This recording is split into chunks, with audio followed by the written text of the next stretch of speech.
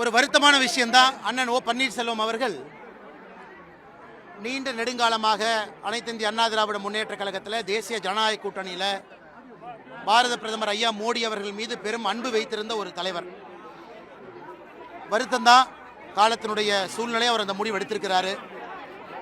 அந்த முடிவு அவருடைய முடிவு. எல்லா முடிவுக்குமே ஒரு சரி ஒரு தவறுன்னு இருக்கும். அது காலம்தான் பதில் சொல்லணும்.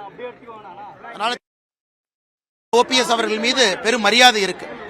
நான் நிறைய முறை சந்திச்சு பேசியிருக்கிறேன். ரொம்ப இனிமையான ஒரு மனிதர், கடும் சொல்லே பயன்படுத்தாத ஒரு மனிதர். அதனால அவர் திராவிட முன்னேற்ற கழகத்துக்கு போனதுக்காக நான் ஒரு வேறு மாதிரி பேச விரும்பல. காலத்தினுடைய சூழல் அந்த முடிவு எடுக்க வச்சிருக்கு.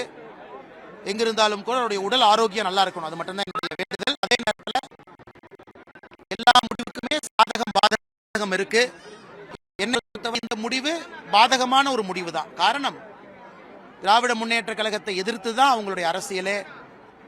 திராவிட முன்னேற்ற கழகம் ஒரு தீய சக்தின்னு சொல்லித்தான் அரசியல். திராவிட முன்னேற்ற கழகத்தை எதிர்த்து ஆரம்பிக்கப்பட்ட புரட்சி தலைவரால் ஆரம்பிக்கப்பட்ட கட்சியில் இருந்தவங்க. அது வேறு கட்சியாக இருந்தாலும் கூட இன்னைக்கு தேசிய ஜனநாயக கூட்டணியில் இருக்கக்கூடிய கட்சி என்கின்ற முறையில் இது எனக்கு பெரிய வருத்தத்தை அளித்தாலும் கூட அண்ணன் அவருடைய உடல்நிலையை பார்த்துக்கிட்டோம். எங்கிருந்தாலும் மகிழ்ச்சியா இருக்கு.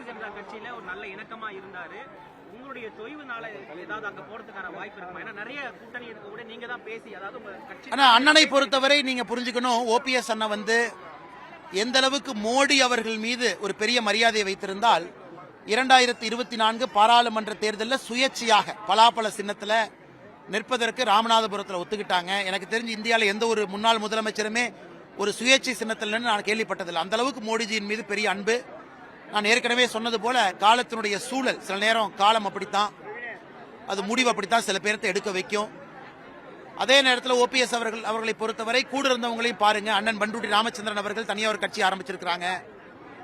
அவரோடு இருந்த மூத்த தலைவர்கள் எல்லோருமே படிப்படியாக வேறு வேறு கட்டத்தில் வேறு வேறு கட்சியில் பயணிக்க ஆரம்பித்திருக்கின்றார்கள். அதனால் எனக்கு பெரிய வருத்தம் தான். ஆனாலும் உடல்நிலையை பார்த்துக்கிட்டும் எங்கிருந்தாலும் சந்தோஷமா இருக்கட்டும்.